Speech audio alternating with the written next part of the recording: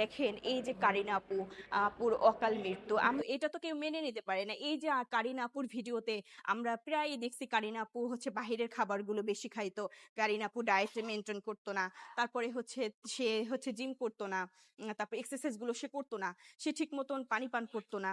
এই যে দেখেন তার মৃত্যুর কারণটা কি, তার মৃত্যুর কারণ হচ্ছে তার লিভার খারাপ হয়ে গেছে, লিভারের কারণে সে হচ্ছে অকাল মৃত্যু হয়েছে। এই যে লিভারটা খারাপ কেন হয়েছে, অতিরিক্ত তেল চর্বি খাওয়ার ফলে হচ্ছে এই সমস্যাটা হয়েছে।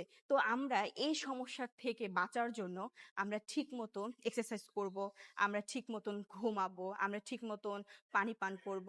আমরা যদি নিজেকেই ভালো না বাসতে পারি, তাহলে আমরা এই জীবনে এই ৬০ বছর ৭০ বছর জীবনে আমরা আসলে কি করলাম? আমরা যদি নিজেকে ভালোবেসে সকালবেলা ২০টা মিনিট যদি আমরা না হাঁটতে পারলাম, তারপরে এই যে ২৪টা ঘন্টার ভিতরে আমি যদি ১টা ঘন্টা আমার নিজের জন্য যদি আমি না রাখতে পারলাম, তাহলে আমি বেঁচে আছি কিসের জন্য?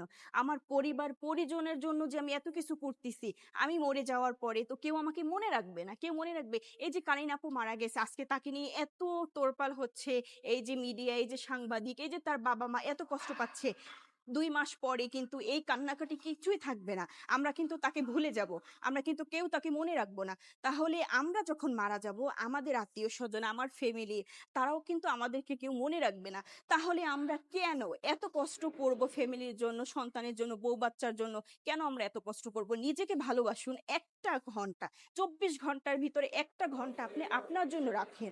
এই ১টা ঘন্টায় আপনি এক্সারসাইজ করেন, আপনি ঠিক মতন হচ্ছে আপনি জিমে আসেন, এক্সারসাইজ করেন, আপনি খাবারগুলো মেনটেন করে খান, আপনি ঘুম থেকে উঠে ২০ মিনিট আপনি নিজের জন্য হাঁটেন, যাতে আপনি ভালো থাকতে পারেন, সুস্থ থাকতে পারেন। আপনি না খেয়ে থাকেন একবেলা, একবেলা না খেয়ে থাকলে মানুষ মরে না। কিন্তু এর জন্য যে আপনি বাহিরে বের হয়ে আপনি এই ফুচকা, আপনি চটপটি, আপনি বেলপুরি, আপনি হচ্ছে এই যে বার্গার,